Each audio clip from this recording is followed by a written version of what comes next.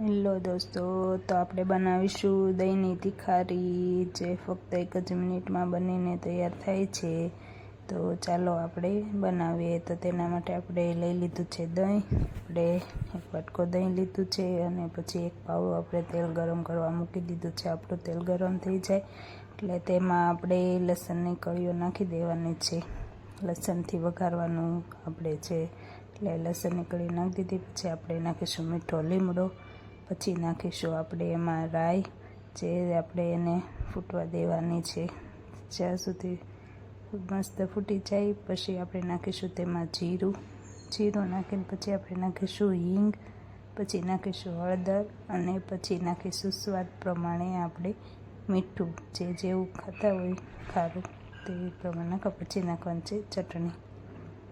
બધું નખાઈ જાય પછી નાખશું દહીં. પછી આપણે તેને મિક્સ કરી દેવાનું છે મસ્તનું. તે તમે જોઈ શકો છો, આપણે મિક્સ કરી દીધું, કેટલું સરસ બની ગયું છે. તો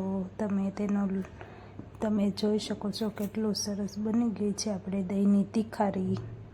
તમને જોવામાં જ ખાવાનું મન થઈ જાય તેવી સરસ બની ગઈ છે. અમે તેને રોટલા સાથે ખાઈએ છીએ. તો તમે શેની સાથે ખાઓ છો તે જરૂર કોમેન્ટ કરજો. ઘણા તેને ભાત હારે પણ ખાય છે, જે ખૂબ જ ટેસ્ટી લાગે છે ખાવામાં, અને ફક્ત 1 જ મિનિટમાં બની જાય છે આ દહીંની તિખારી.